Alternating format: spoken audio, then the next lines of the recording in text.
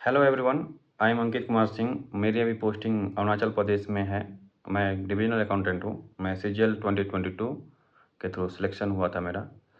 आज हम बात करेंगे डिविजनल अकाउंटेंट के बारे में, पोस्ट के बारे में, इसकी सिलेक्शन कैसे होती है, पोस्टिंग कहाँ होती है, सैलरीज क्या होती है, ट्रांसफ़र, इसका एडमिनिस्ट्रेटिव कंट्रोल किसके पास होता है, आपका रोल क्या होता है एज ए डिविजनल अकाउंटेंट। इस सब के बारे में आज आपको मैं ईजी लैंग्वेज में समझा दूँगा।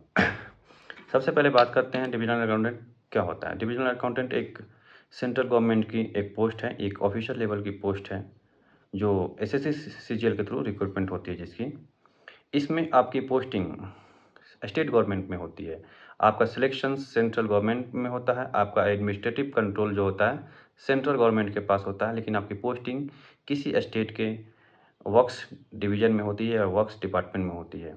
ये वर्क्स डिपार्टमेंट क्या होता है एक्चुअली, जो भी सरकार अपना जो भी काम करवाती है तो भी एक सरकारी एक विभाग होता है जिसे हम वर्क्स डिपार्टमेंट कहते हैं, जो वर्क को एग्जीक्यूट करता है। तो उसी को वर्क्स डिपार्टमेंट कहते हैं। जैसे पीडब्ल्यूडी हो गया, ये रोड के निर्माण करती है, बिल्डिंग के निर्माण करती है। आरडब्ल्यूडी हो गया, ये ग्रामीण क्षेत्र में जो भी विकास के कार्य होती है उसको करती है। ऐसे ही बहुत सारे डिपार्टमेंट हैं जो वर्क्स डिपार्टमेंट कहलाते हैं।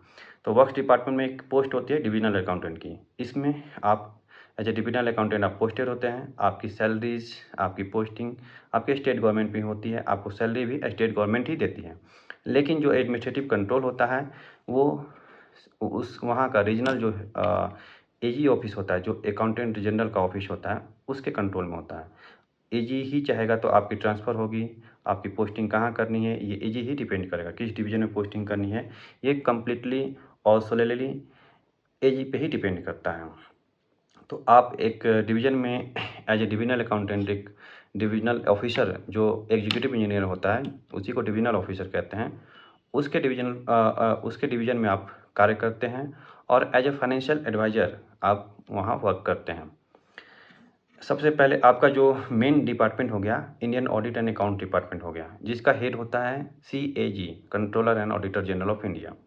तो आपका जो मेन डिपार्टमेंट हो गया Indian audit and account department, यही आपका मेन डिपार्टमेंट हो गया, पेरेंट डिपार्टमेंट भी कह सकते हैं।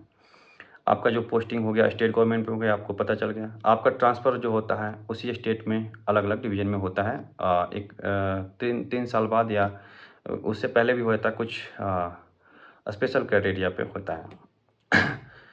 इसमें अभी तक इंडिया में 18 स्टेट्स हैं जहाँ डिविजनल अकाउंटेंट जो जिसका एडमिनिस्ट्रेटिव कंट्रोल सेंट्रल गवर्नमेंट के पास है, उसमें से एक अरुणाचल प्रदेश भी है।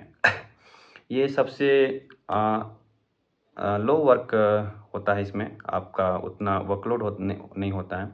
आप बहुत ही फ्रीली काम करते हैं। आपके पास एक फाइनेंशियल पावर होती है। एज ए डिविजनल अकाउंटेंट आप फाइनेंशियल हेड होते हैं एक डिवीज़न के। आप एग्जीक्यूटिव इंजीनियर के इक्विवेलेंट एक फाइनेंशियली आप अपना प्रेजेंस दिखाते हैं। आपका जो भी बिल्स आते हैं उस पे उसका स्क्रूटनी करना, टेंडर में पार्टिसिपेट करना, टेंडर पार्टिसिपेशन के बाद जो इवैल्यूएशंस होता है वो उस चीज़ में आपका एक अच्छा खासा रोल होता है।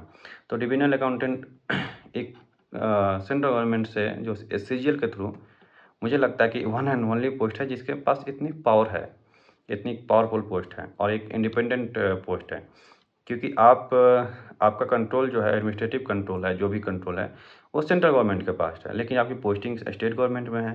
तो स्टेट गवर्नमेंट आपका कुछ ना ट्रांसफ़र कर सकती है, ना पोस्टिंग कर सकती है, ना सस्पेंशन कर सकती है, ना कुछ कर सकती है। तो इससे आपकी पोस्ट काफ़ी पावरफुल हो जाती है। और भी बहुत सारी चीज़ें हों जो इस पोस्ट को काफ़ी पावरफुल बनाती हैं।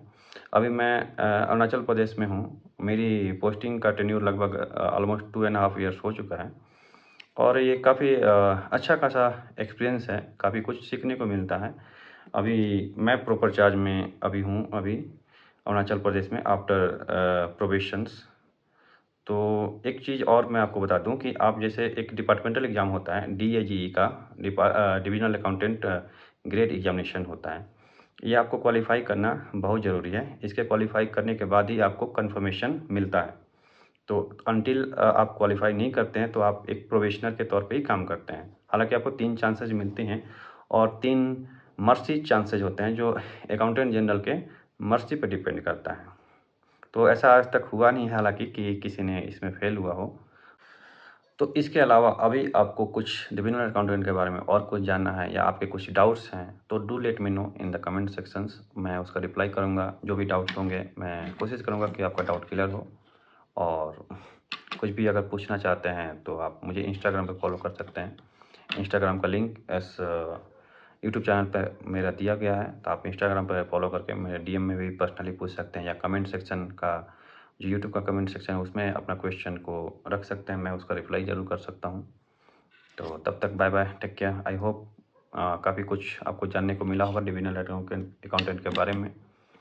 तो टिल देन बाय बाय।